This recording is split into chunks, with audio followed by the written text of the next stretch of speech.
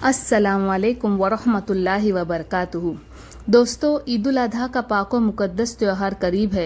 हर मुसलमान इस बात का इंतज़ार करता है कि वो अल्लाह की राह में कुर्बानी करे, हज़रत इब्राहीम अलैहिस्सलाम की सुन्नत को ज़िंदा रखे। लेकिन एक सवाल जो बहुत से लोग पूछते हैं वो ये है, अगर मेरे पास पैसे नहीं है तो क्या मैं कर्ज लेकर कुर्बानी कर सकता हूँ?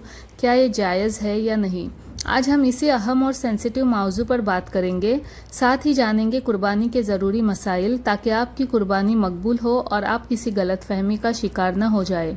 चलिए शुरू करते हैं। सबसे पहले ये समझना ज़रूरी है कि कुर्बानी का हुक्म क्या है।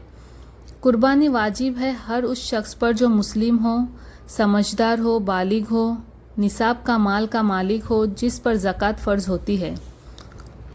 कुर्बानी सुन्नत मुअक्कदा है, यानी जो छोड़ना गुनाह तो नहीं लेकिन नफ़रत की नज़र से देखा जाता है। इसका मतलब ये है दोस्तों, अगर आप फाइनेंशियली कैपेबल है तो कुर्बानी करना आप पर वाजिब है।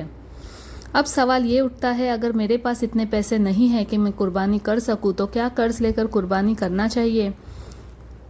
तो उल्मा का जवाब है, अगर आप असलत में मुस्तहिक नहीं हैं, यानी आपके पास ज़कात का माल लेने का हक नहीं है और आपके पास फ़िलहाल कैश नहीं है, लेकिन आपके पास कर्ज वापस करने की सलाहियत है, तो कर्ज लेकर कुर्बानी करना जायज़ है। लेकिन अगर आप गरीब हैं, आपके पास ज़रूरत की बेसिक चीज़ें भी नहीं हैं और आप कर्ज वापस करने की भी इस्तिताअत नहीं रखते, तो आप पर कुर्बानी वाजिब नहीं और ऐसे में कर्ज लेना ज़रूरी नहीं है। मुफ्ती तारिक उस्मानी साहब के मुताबिक कर्ज लेना जायज़ है अगर आदमी को यकीन हो कि वो उस कर्ज को वापस कर सकेगा, लेकिन अगर वापस करने का इत्मीनान नहीं है तो कुर्बानी से इस्तिस्ना है। जो शख्स कुर्बानी का मुस्तहिक नहीं है उस पर कुर्बानी फ़र्ज या वाजिब नहीं, ऐसे में कर्ज लेना लाजमी नहीं। अगर आप रेगुलर इनकम वाले शख्स हैं, सैलरी आती है, लेकिन वक्त कुर्बानी थोड़ा फाइनेंशियल प्रेशर है, तो आप कर्ज लेकर कुर्बानी कर सकते हैं।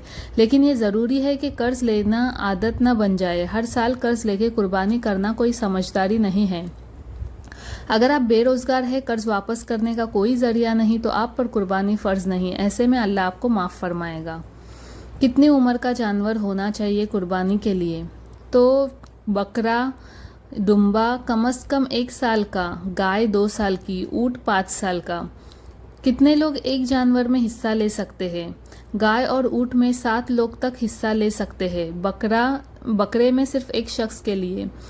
क्या ऑनलाइन कुर्बानी जायज़ है? हाँ, अगर आप किसी रेप्यूटेबल ऑर्गेनाइजेशन को वकील बनाते हैं और जानवर ईद के दिन या उसके बाद ज़बह होता है तो कुर्बानी जायज़ है। क्या औरत पर कुर्बानी वाजिब है? हाँ, अगर उसके पास ज़कात के हिसाब के बराबर माल है, चांदी के हिसाब से, तो औरत पर भी कुर्बानी वाजिब है। कुर्बानी का गोश्त किसको देना चाहिए? सुन्नत यह है कि 1/3 अपने लिए, 1/3 रिश्तेदारों के लिए और 1/3 गरीबों और फ़कीरों के लिए। कुर्बानी के दिन कौन से हैं? 10, 11 और 12 ज़ुल्हिज्जा, और वक्त है ईद की नमाज के बाद से लेकर 12 ज़ुल्हिज्जा के मगरिब तक। आजकल लोग कुर्बानी को कंपटीशन बना देते हैं। महंगी से महंगी गाय वीडियो बना के सोशल मीडिया पर डालना, ये सब शो ऑफ में आता है। नीयत साफ रखें, कुर्बानी सिर्फ अल्लाह के लिए हो। अगर आपके पास ज़रूरत का माल नहीं है तो आप पर जिम्मेदार नहीं बनती। हज़रत इब्राहीम अलैहिस्सलाम ने जो कुर्बानी दी थी वो सिर्फ एक जानवर नहीं था, वो तो अपने बेटे को कुर्बान करने चले गए थे, सिर्फ और सिर्फ अल्लाह के हुक्म की इताअत में। हमारी कुर्बानी भी उसी जज्बे से होनी चाहिए, चाहे वो एक छोटी बकरी हो या एक हिस्सा। अगर नीयत खालिस है तो वो अल्लाह के नज़दीक मकबूल है। अगर आप कुर्बानी अफोर्ड कर सकते हैं, ज़रूर करें। अगर टेम्पररी फाइनेंशियल इशू है, कर्ज ले सकते हैं, अगर वापस करने की नीयत और एबिलिटी हो।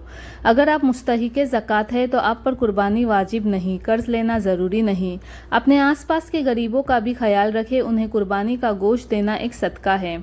अगर आपको ये वीडियो पसंद आई हो तो लाइक ज़रूर करें, शेयर करें अपने दोस्तों के साथ और कमेंट में लिखिए आप कुर्बानी कैसे करते हैं, क्या आपने कभी कर्ज लेकर कुर्बानी की है। चैनल को सब्सक्राइब करना न भूलें।